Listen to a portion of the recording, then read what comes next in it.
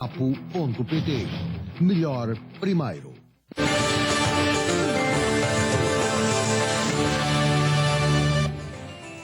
É tempo de comentário habitual às segundas-feiras de Pedro Santana Lopes. Boa noite. Boa noite. Temos muitos assuntos para tratar. Eu gostava de começar por esta questão das 5 horas semanais, foi já aprovado na Assembleia da República. Muitas vozes a dizer que pode ser inconstitucional. Será que temos aqui mais um caso de o Tribunal Constitucional a ter uma palavra a dizer ou não? Pode ser, quer dizer, ter uma palavra a dizer pode ter sempre. Agora eu julgo que está nas prerrogativas legislativas do Parlamento decidir sobre o horário de trabalho e, portanto, não vejo como pode ser considerado inconstitucional nem falar-se em questões de retroatividade, não existem, que apanha os trabalhadores a meio do seu contrato, pronto, mas isso há alterações várias de legislação, das indemnizações, dos dias de indemnização de cada trabalho, tudo. Diga? Apanha privados também. Com certeza, e portanto não vejo como é que pode ser inconstitucional. Pronto, é polémica, é exigente, mas eu julgo que esta matéria, se integrada numa campanha nacional para o aumento da produtividade, que é um tema que eu estou sempre a repetir, julgo que passaria melhor. Eu não sei porque eu tenho a ideia que os trabalhadores prefeririam trabalhar um pouco mais, desde que não lhes cortem tanto no salário, mas tinha de facto de ser bem enquadrado. Portugal tem este antigo problema, ter metade da média europeia em termos de produtividade, e esse para mim é o grande problema de Portugal. A competitividade ganha-se baixando salários, está bem, mas ganha-se também, principalmente, aumentando a produtividade. Novo governo, já com secretário de Estado e tudo, portanto, governo completo. O que é que acha desta remodelação? Foi, enfim, remodelação é o termo usado pelo governo, recaustagem é o termo usado pela oposição à esquerda. É uma recaustagem ou é um governo mais forte? É o governo adequado na perspectiva da coligação, desta coligação, para o segundo ciclo da legislatura. Eu vou dizer ao contrário. Este governo, no primeiro ciclo da legislatura, não era adequado. Eu continuo a considerar que o papel de Vítor Gaspar para os objetivos do governo e da Troika foi essencial. Mas para esta segunda fase já não dava. Portanto, não é uma questão da política dele ter sido errada ou não, que ele pôs naquela carta despropositada. É uma questão de a segunda fase, esta fase agora, em que a economia já foi lá abaixo, em que houve uma contração muito grande, agora tem que vir para cima. Isso é mais natural com um papel menos forte, menos autónomo do Ministro das Finanças, diria eu. Vítor Gaspar era quase uma região autónoma dentro do governo no primeiro ciclo desta legislatura. E é mais adequado para a estabilidade, a harmonia entre os partidos da coligação. Já falámos aqui várias vezes, eu lembro ter dito isto, bem, eu já não sei em que mês, mas Paulo Portas devia ser o número 2 do governo. Sim. Quando ainda era quase uma heresia dizer-se isso. E vem na linha do que foi Freitas do Amaral com Sá Carneiro, Freitas do Amaral com Pinto Balsemão. Portanto, aqui estão repostas as condições, ou estão introduzidas as condições para a coligação ser coesa e para o Ministro das Finanças não ter um papel exageradamente ativo, até com muita carga política, que levou a choques dentro do governo. Como é que adivinha esta relação previsivelmente tensa entre Paulo Portas e Maria Luís?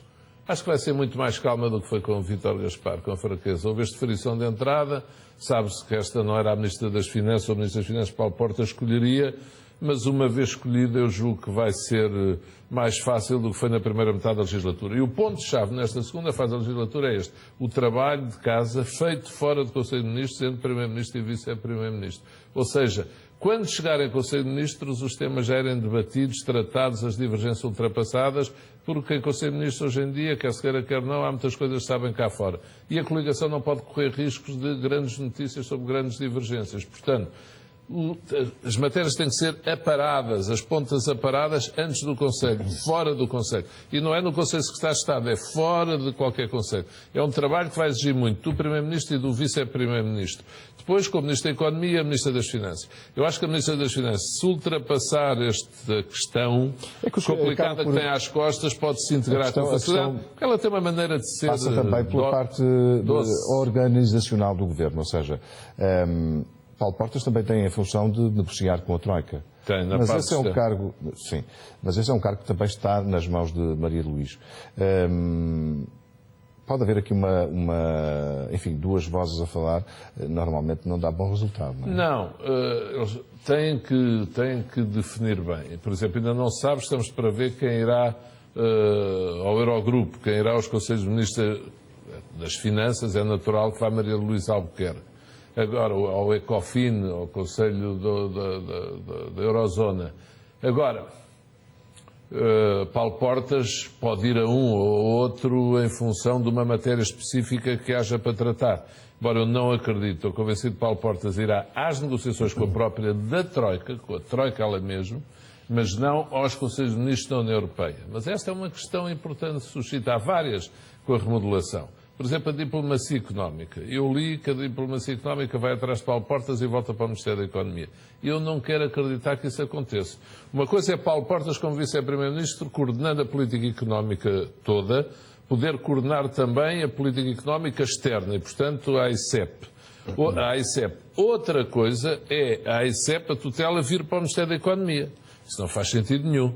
Era como Paulo Portas, como passou do Ministério da Defesa e imagina para o Ministério dos Estrangeiros, trazer a Marinha, ou trazer o Exército, ou trazer 2 aviões, ou fosse o que fosse. É um bocado do dono da bola, não é? É um pouco, olha, ele leva a bola e não deixa ninguém jogar. Não pode ser, porque Paulo Portas bateu-se por uma questão de princípio, e bem, no início deste governo, para que a responsabilidade pela política económica externa, a diplomacia económica, ficasse no Ministério dos Estrangeiros. Eu não estou a dizer... Para manter a coerência seria assim. Sim, Paulo Portas deve continuar a coordenar, porque ele tem um trabalho agora de 2 anos que não deve ser desperdiçado, e Rui Machete é um estilo completamente diferente. Não é um mobilizador, um catalisador, não estamos a ver aí por fora, embora Paulo Portas também não vá ter tempo para isso, para puxar por investimentos e mobilizar investimentos ou o investimento de empresas portuguesas no estrangeiro. Mas tem que ser Paulo Portas a coordenar, continuando a tutela do AICEM nos Ministérios dos Estrangeiros. Já Durão Barroso, eu também, o Ministro dos Estrangeiros, Martins da Cruz, outros, há anos defendíamos isso. E Paulo Portas conseguiu e Passos Coelho concordou com isso, o Primeiro-Ministro. Portanto, agora dizer, não, Paulo Portas vai para Vice-Primeiro-Ministro e para o Ministério da Economia, entra o Ministro da Economia do CDS, portanto, volta a AICEP para o Ministério da Economia, isso não tem pés nem cabeça, e espero que isso não aconteça, porque era tratar uma questão de princípio como uma questão instrumental, como uma questão quase de circunstância, isso não faz sentido nenhum. À vontade do freguês, se quiser. Os princípios não podem andar à vontade das conjunturas e dos fregueses. Se isso acontecer é um sinal de, a seu ver, é um sinal de fraqueza do Primeiro-Ministro? Seria um erro do Primeiro-Ministro e de todo o Governo. Seria uma cedência que eu considero injustificada. E julgo que Paulo Portas não deve insistir nisso. Espero que não tenha insistido. Eu, a semana passada, tive a ocasião de levantar o tema no Jornal Negócios, no artigo que escrevo semanalmente, e depois vi no fim de semana a resposta, a AICEP vai com Paulo Portas, na imprensa de fim de semana. Paulo Portas é uma coisa, vice-primeiro-ministro, o Ministério da Economia é outra. Lembra-se Santos Pereira, no governo anterior, ele quase, deu a quiescência, não fez um grande chinfrim, desculpe-me o termo, não protestou muito, porque reconheceu que era correto que o Ministério dos Estrangeiros comandasse os diplomatas que estão no estrangeiro na diplomacia económica. Agora, passar isso tudo, não acredito. Rui Machete vai ter que se articular muito bem com Paulo Portas. Portanto, Paulo Portas vai ter aqui 2 articulações, ou 3. Uma mais fácil com o Pires de Lima e com a Ministra da Agricultura, outra com a Ministra das Finanças, outra com o Ministro dos Estrangeiros. Pelo menos estas ele vai ter que as fazer para coordenar a política económica. Dos nomes deste governo não há grandes surpresas daquilo que já se tinha falado. Há sim a de Rui Machete e também a Agostinho Branquinho, que é da Secretaria de Estado. Surpreendeu estes 2 nomes no sentido de não ter estado na SLN e no BPN, como se sabe, omitir isso do seu currículo, e Agostinho Branquinho, que esteve na ongoing, não é? Sim. Ongoing, dizia o Dr. Pino Balsão, ainda não percebi bem o que é, e, portanto, é assim uma entidade não definida, um grupo, de empresa, não sei bem o que é. Mas pronto, Agostinho Branquinho regressou, ele tem muitos anos de experiência na área da solidariedade e da segurança social. Eu li em qualquer lado que ele só agora é que esteve na Misericórdia do Porto, não é verdade. Ele já esteve antes, muitos anos ligado à Misericórdia. Portanto, não tenho nada a dizer quanto a isso, é uma pessoa capaz, não tenho nada a dizer quanto a isso. Quanto a Rui Machete e a questão do BPN, pronto, é evidente que quem escolhe e quem aceita, tendo de exercer dessas funções na conjuntura atual, já sabe que vai ouvir.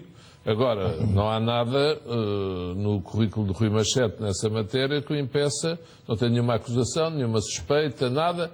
Pronto, participou ali naquele banco. Mas eu aqui gostava de dizer o seguinte: o Estado português esteve até muito perto da nacionalização, portanto, já depois de Rui Machete sair, dezenas de milhões de euros em depósito no BPN. O Estado português. Portanto, também muitas pessoas não faziam ideia de facto do que era aquilo. E, portanto, então pode ser, mas Rui Machete estava lá. Bem, eu estou e o Estado, com o Banco de Portugal, com supervisão e tudo. Imagine, a nacionalização foi para aí em novembro, o Estado até setembro, outubro, teve lá 70, 80 milhões de euros da Segurança Social em depósito. Portanto, era a sociedade portuguesa no seu todo que não fazia ideia que aquilo de facto era, pronto, tudo aquilo que hoje em dia está em julgamento. Por isso, não vejo razões, quer dizer, eu fiquei muito surpreendido com o convite a Rui Machete. Mas era porque pensava que ele de facto já se tinha afastado destas lides e que não quereria voltar. Mas pronto, isso não considero que seja impedimento. E tenho pena até que tenha sido o anterior secretário de Estado, que deu muita polémica, Franklin Alves, que era um elemento muito capaz, um homem inteligente, com muita experiência no setor, mas pronto, o ministro Pires de Lima não escolheu, constituiu outra equipa, uma equipa bem credenciada e, portanto, daí não veio mal ao mundo. Espera-se é que de facto seja gente coesa. E Rui Machete, pronto, escolheu uma equipa de secretários de Estado de facto mais política do que propriamente ligada à diplomacia. Vamos ver se são mesmo politicamente Pode dizer-se eficazes. que há mais PSD neste governo? Mais PSD? Não, eu tenho ouvido No dizer... sentido de haver mais políticos, não é? mais PSD nos lugares do PSD. Sim, há mais alguns quadros do PSD, isso é verdade, em lugares que antes estavam atribuídos a independentes, ou seja o que for. Isso sim. Há alguns mais, até a entrada de Jorge Moreira da Silva é um exemplo a esse respeito. Aliás, ele tem a área de energia que é importante para a economia. Mas aí, há bocado em relação ao que falei de Paulo Portas, Jorge Moreira da Silva, Luís Campos Ferreira, há uma série de secretários de Estado e há esse ministro e o ministro dos Estrangeiros, Rui Machete, que reforçam o peso, digamos, da cor de laranja nos lugares que estão reservados ao PSD. É preciso acalmar o partido também, de algum modo? Preciso é. É preciso. Vamos ver se esta indicação de Marco António Costa para o PSD, para ficar no lugar de Moreira da Silva, se traz frutos. Há uma coisa que é incontestável. Marco António Costa tem muita experiência do partido, do aparelho, da experiência eleitoral, de autarquias, portanto... Sobre Marco António, acha que foi um prémio ou o contrário? Diz-se Marco António Costa que ele há muito tempo que ambiciona ou gostaria de ocupar um ministério, mas, enfim, é um caso curioso, eu não tenho tempo agora aqui para contar uma história com Marco António Costa, quando formei governo, mas Marco António Costa, ele tem ganho serenidade, maturidade, eu acho que ele até se vai desenvicilhar melhor nas lides de coordenação partidária do que Jorge Moreira da Silva, tem mais jeito para isso, mais vocação. Daí a falar-se em liderança, ou, como já ouço falar, ou possível candidatura, acho que vai uma grande distância. E, portanto, aliás, hoje em dia, na política há muito isto, quer dizer, diz que quase todas as pessoas podem ser líderes, e não é verdade, nem todos podem ser pivôs, moderadores, entrevistadores, condutores de telejornal, jornalistas, diretores de informação, não podem ser, nem todos podem ser líderes. Marco António, eu diria ainda é novo, agora é uma pessoa inteligente, tem ganho sensatez, sabedoria, não vamos correr mais depressa do que os... Pedro Passos Coelho está neste momento na Basílica da Estrela, onde está a decorrer o velório, e vamos ouvir algumas palavras do Primeiro-Ministro. Ímpar mesmo na sociedade portuguesa, um homem que desempenhou, do ponto de vista cívico, funções que todos recordamos e associamos no plano social realizações importantes da sociedade portuguesa. Por essa razão o Estado o distinguiu em devida altura. Foi também uma pessoa que ficou muito conhecida por ter sido presidente do Sport Lisboa e Benfica, e aproveito nesta circunstância para expressar também publicamente os meus respeitos e as minhas condolências, não apenas à família que o fiz, quer à esposa, quer às filhas, netos, ao seu genro, mas também a todos os sócios do Benfica e ao clube, que perderam hoje uma figura muito prestigiada da sua galeria de presidentes e um homem que foi um exemplo de homem lutador, de afirmação, alguém que lutou a sua vida inteira por intervir socialmente, mas também no plano económico. Foi um empresário de muito sucesso, uma pessoa que deu muito ao seu país e não será esquecido por essa razão. Eu tinha com o Comendador Fernando Martins uma relação de alguma proximidade, tinha um respeito enorme por ele e, portanto, quando soube do seu desaparecimento, depois de uma doença prolongada, não pude deixar de ter presente todos os momentos que passei com ele também e a estima imensa que tinha pelo Comendador Fernando Martins. E é isso que hoje quero aqui deixar, sobretudo, registado, com muita saudade, mas, sobretudo, com um grande respeito. Uma boa noite e obrigado. Primeiro-Ministro Pedro Passos Coelho a marcar presença no velório de Fernando Martins, ex-presidente do Benfica, talvez um dos mais carismáticos presidentes do Benfica, foi ele que fechou o terceiro anel. Pedro Santana Lopes, quer concluir a ideia que estava há pouco eu interrompi? Falávamos de Marco António Costa. Sim, eu julgo, vamos deixar correr o tempo. Eu estava a dizer, não podemos ser mais velozes que os ciclones e, portanto, projetar pessoas a correr para a liderança de instituições que exigem, de facto, um conjunto de atributos que não sabemos. No caso de Marco António Costa, se as virá a ter um dia ou não estão assim democratizadas ao alcance da generalidade dos cidadãos. A vida é assim, nas empresas, na comunicação social, em todo o lado, nem todos podem comandar. É Bem, nunca ninguém pensou que Pedro Passos Coelho chegasse a líder do partido em primeiro lugar e que chegasse a primeiro-ministro em segundo lugar. Mas eu diria isso assim, aconteceu. Aconteceu, mas Pedro Passos Coelho, apesar de tudo, ele colocou sempre desde há anos. Percebia-se que ele tinha essa ambição. Sim, não se esperava, talvez chegasse tão cedo, mas tinha essa ambição e tinha qualidades. Eu lembro-me de ter olhado para Pedro Passos Coelho num congresso de Santa Maria da Feira em 1996, abril, de ter visto sossegado nos corredores, ter olhado para ele e ter achado e ter ouvido a sua intervenção. Foi um congresso em que eu tive uma grande disputa com o Marcelo Rebelo de Sousa, eu ainda era presidente do Sport, de ter visto, a ter pensado, dali vai sair líder, um dia. Ele já se via pela pose que aquilo, dali ia sair alguma coisa. Era esse. Vem uma moção de confiança.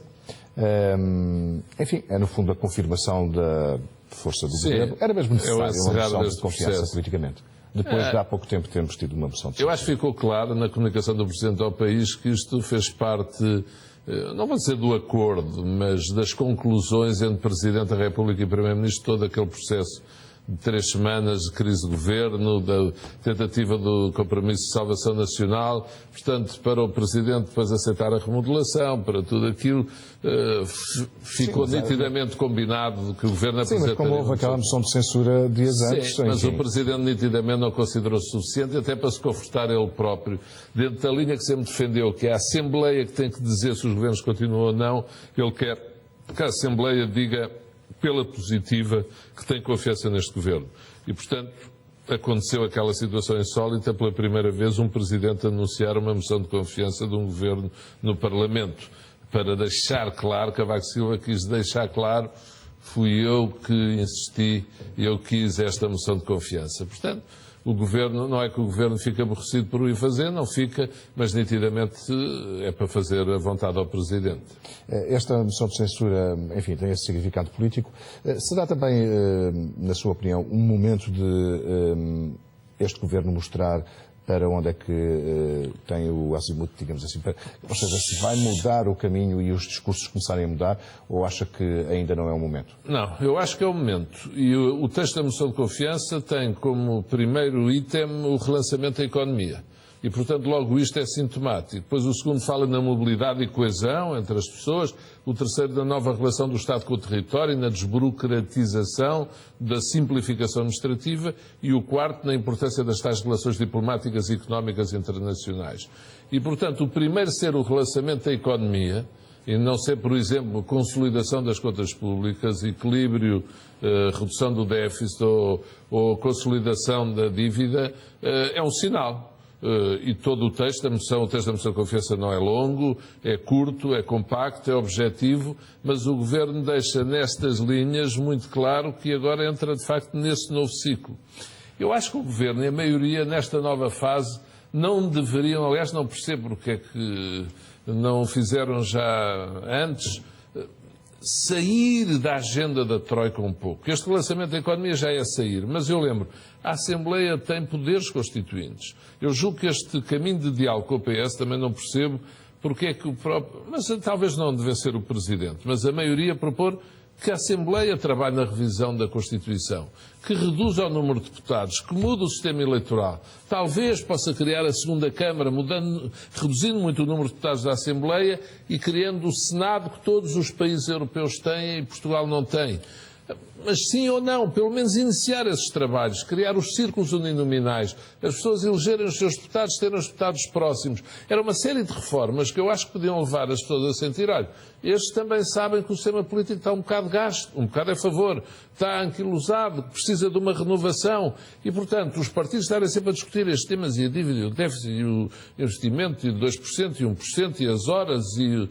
Pois, acho que precisamos de arranjar temas, precisamos demonstrar a capacidade de reformar, ainda por cima, no ano em que vamos ter eleições autárquicas agora, ficou por fazer a tal reforma dos municípios, como sabe.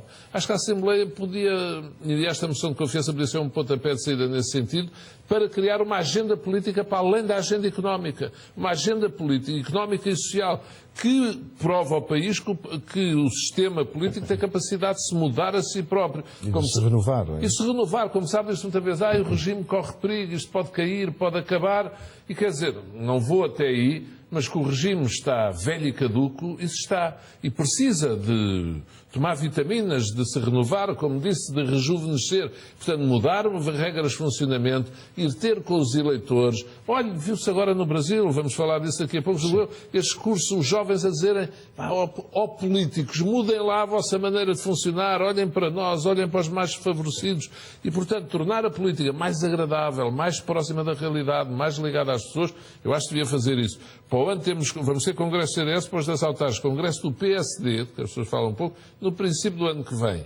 E, portanto, provavelmente vão decidir a coligação dos dois partidos para as europeias, mas eu acho que também podiam chegar a conclusões num processo de revisão constitucional, também podia ser bom para António José Seguro. António José Seguro precisa de uma agenda fora da agenda que lhe querem impor em torno das questões da Troika. Como é que acha que sai António José Seguro desta crise política? Saiu como ele disse, basta olhar-se para ele. Há várias opiniões sobre isto. A semana passada falámos disso e eu disse que achava que não era bem assim.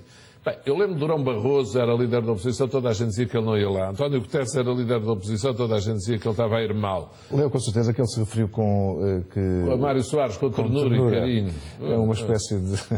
Enfim, devia-lhe apetecer dizer outras coisas, mas o respeito até pela idade, mas manifestamente não estava bem disposto. E, de facto, António José... É que a voz de Mário Soares assustou, seguro, não é? E assusta. Eu tinha disse aqui, repito, o PSD, quem lidera o PSD não tem aquelas vozes com aquele peso lá dentro, até porque Sá Carneiro morreu, enfim, em termos de fundadores, Francisco Pinto Balsemão retirou-se, portanto não aparece ninguém a dizer Passos Coelho está a ir mal. Se aparecesse o fundador do partido a dizer desiludiu muito, é muito aborrecido para quem está a liderar um partido, não é? Cavaco Silva não pode porque é Presidente da República. Portanto, Seguro tem esse ónus, tem essa limitação, tem constantemente Seguro. Nunca sabe, quando acorda de manhã, se vai ter algum dos históricos do PS a dizer mal dele. É muito desagradável. Deve-me cá aqui um mês de sossego. E, portanto, é evidente que foi difícil para ele. Mas líderes da oposição, com jeito, têm acabado sempre por chegar lá. Estamos mesmo a fechar a nossa conversa. Proponho que veja uma coisa que eu guardei para o fim mesmo, que aconteceu no Brasil. Que é ouvi falar, mas não vi a imagem. Vamos ver agora. Peço que Está a tenham falar no ar os bispos, sim. Das Os danças. bispos da Igreja Católica, Apostólica Romana, é preciso que se diga. Eu peço que ponham esse vídeo no ar para podermos. Vamos só ver um bocadinho, depois comentamos. Coisa linda! Mais um raio de luz, esperança de amor e de paz. Vai, Dom Murilo! Segura. Vem, abre os braços como o Redentor. Tua bênção, Francisco, nos traz. O microfone Mais um aberto raio para de luz. comentar. Isto é Isto é uma extraordinário. coisa inédita, não é? É extraordinário. Este Papa Francisco ele faz uma pessoa E temos ali insólita. os nossos bispos também. Também, espero que cá também dancem. Espero que cá também dancem, porque a Igreja, eu vou dizer assim, a Igreja precisa disto. Eu olho há lá um convento da Misericórdia, onde quer ver se conseguimos de facto realizar missas neste género, que eu cobro sob a orientação da Igreja, mas mais virada para os jovens. Eu, como católico, acho que a liturgia precisa de ter missas que chamem. Isto é extraordinário, quer dizer. É uma coisa fantástica. É uma coisa fantástica, olha para isto. Eles próprios, a eles lhes faz bem. E depois Faz-lhes- fazemos bispos a sorrir, que é uma coisa rara. não é? Exatamente, ou sempre com ar de Estado, com ar grave. Sim. E.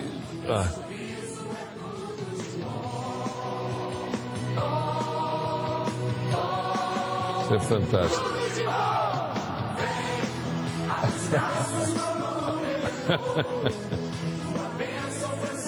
É muito interessante. Acha que este Papa Francisco vai marcar a Igreja de uma forma como o João Paulo II Vai. fez? João Paulo Ou pelo II. menos há sinais disso, ele surpreende, a cada resposta surpreende. Ainda hoje falou dos gays e disse quem sou eu para julgar a orientação sexual das outras Sim, pessoas. ele é Ou seja, um- ele surpreende em cada resposta. É uma pessoa, eu diria, é um Papa, um padre, um bispo fora do comum. E a Igreja precisava disto como pão para a boca. Só o facto de ele ir ao Brasil, ir visitar uma favela e dizer não quero políticos ao pé de mim, e em vez de estar nos salões do poder, ir para a rua ter com os mais desfavorecidos. Aquela entrada que vimos aqui a semana passada, assustadora, rodeado de pessoas com a janela aberta. Com a janela aberta, Este tens Papa questão. vem dar uma grande volta à Igreja e devo dizer, está a ser um bálsamo para os cidadãos em geral. Olha para eles. À semana está tudo ali no Festival de Música. E bem afinados na coreografia, porque Depois para o ano, acho que é em Cracóvia, enfim. Para o ano já é capaz de haver, sei lá, karaoke ali na Semana da Juventude. não sei, a Semana das Mas Juventudes acho que faz bem, proporciona-se. olha para aí. Mas isto de facto deve-se ao Papa Francisco e ele está a abrir janelas e portas para ligar a Igreja ao mundo, aos Mas é cidadãos. curioso que, enfim, podia ter alguma resistência, não é? Estamos a falar de pessoas que. Sim, podiam achar tudo isto mal, mas não tudo aderem achado, todos. podiam achar É a mal. prova que as pessoas precisam de se libertar. No país da teologia da libertação, veja ali pessoas de 70 anos, já de Várias idades. de E várias algumas de idade idades, bastante avançada, sim. ali a dançarem. Isto é uma viragem, eu diria que é uma viragem no mundo, quase. É o virar para. Vou dizer, olha para isto. E veja que isto, ao fim e ao cabo, é a Igreja Católica a aproximar-se um pouco do que começaram a fazer outras igrejas. Sim, no Brasil, os Muito- brasileiros estão muito habituados muito a ter habituados a isto. cerimónias deste tipo, não é? Muito O que eu habituados a nunca- isto. Isto faz bem. Olha, o ano passado, num momento difícil da minha vida, fui a uma missa na igreja de um hospital de Lisboa, no Hospital das Descobertas. E estava lá um padre, um domingo, e confesso que aquelas alturas temos uma crise de fé. Pá. Foi um momento muito complicado. De saúde de um familiar, muito complicado. Foi uma sexta operação e eu domingo estava mesmo a precisar de ir à missa. E estava um padre que rezava uma missa destas. Cantar, quando dava o abraço da paz, ele vinha ter com as pessoas todas aos vários lados da igreja. Olha, foi uma missa que fez um bem à alma e que liga a pessoa de uma maneira à fé, que eu acho que a Igreja toda precisa disto. Não quer dizer que às vezes não haja até uma missa em latim ou com uma liturgia mais clássica, mas a Igreja precisa de chamar a juventude. E ontem é curioso que, apesar do Brasil, o Brasil tem cerca de juventude não só. 70% de católicos, mas tem 30% que estão ligados a outras igrejas, enfim, cristãos, mas estão ligados a outras igrejas. Mas ontem o Papa teve 3 milhões de jovens no... Não, isso foi impressionante. Impressionante. Arrasador. E quem está na vida política, primeiro, a Igreja tem que perceber, e julgo que está a perceber, tem que estar sempre do lado de quem mais sofre e de quem é mais desprotegido. E os políticos têm de perceber que têm que seguir esse caminho também. E, portanto, quem continuar a querer estar na política para ter privilégios e para se beneficiar a si próprio, vai ser corrido. E corrido mais depressa do que se pensa. Pedro Santana Lopes, obrigado por ter estado aqui. Obrigado também, até para a semana. Até para a semana. Fecha este CM Jornal. Tenha uma boa noite. Até amanhã. A seguir, mercado com as transferências no futebol.